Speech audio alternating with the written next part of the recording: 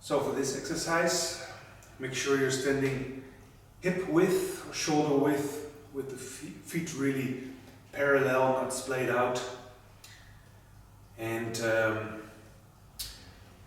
we begin by letting all our weight sink down into the left leg, coming up, and then letting the weight sink down in the right leg, and coming up again.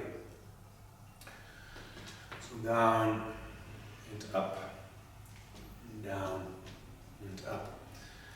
Now make sure you are not bouncing the hips side to side.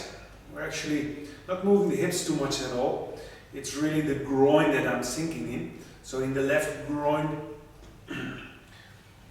weight sinking down in the left side, coming up and sinking down in the right groin. Now the knee is not really moving outward.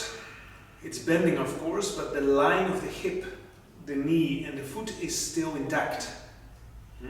Making sure that my knee stays safe as I'm putting the weight on it. I release the pressure on that foot, coming up automatically like a bounce, and then just really dropping myself into the other leg. And again, hip, knee and foot are on a line. My torso is straight up, and I'm coming up again. Falling down on the right side, up, and the left side, and bouncing up.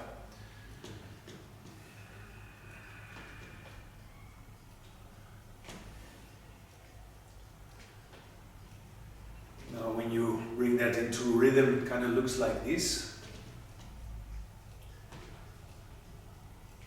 And what you will notice if you're doing correctly is that you are all the time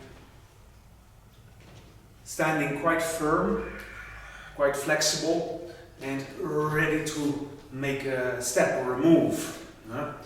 It's quite literally, when you're sinking into the leg, you're kind of gathering the resilience, the buoyancy to jump away. Quite contrary to this. This is an error that is often made by people. Sinking down into the left leg, bringing the left shoulder forward. Now I'm not really balanced, and I'm having all the left leg and the left shoulder on the same side, making me not very grounded, not very balanced. So, sinking in the left leg, I'm actually gonna fall down into the groin area, letting my right shoulder come forward and up again. Folding down, sinking down in the right leg. You see that the right groin here is being folded closed. This generates a pressure into the right leg that if I release it, I'm just bouncing up, especially when you bring a little speed into that movement. So that would look something like this.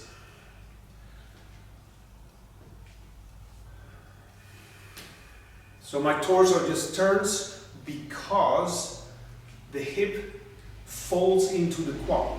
I'm not moving the hips to side. I'm letting myself fall down into that groin area that we sometimes we call the quad. And so that's what I'm folding in, and then I'm letting myself just raise up again. Fall down, release. Fall down, bounce up. Like that. And the arms there, for now, they are just dangling. My heels stay on the ground. Whole foot, both feet stay on the ground, left and right.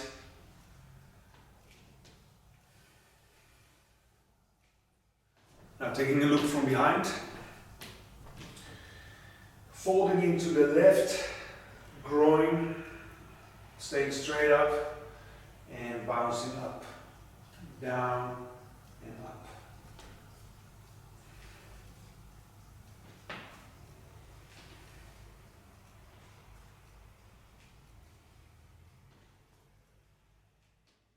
movement is really from being straight up, not locked, but just relaxed, standing straight up, down into one leg and up, down into the other leg and up. So it's not a side-to-side motion, really not. It's really just going down into one leg and up, down into the other and up. Fold, bounce, fold and bounce. So try this for some time and correct yourself if you're not bringing one side to the front, shoulder, knee to the same side, on the same side to the front, but really having that cross position of left foot that is now weighted, the other foot is free, and the right shoulder is to the front. Like I'm walking, right hand, left foot. That's the way you walk, and that's the way we move in this exercise as well. So, have fun trying that exercise.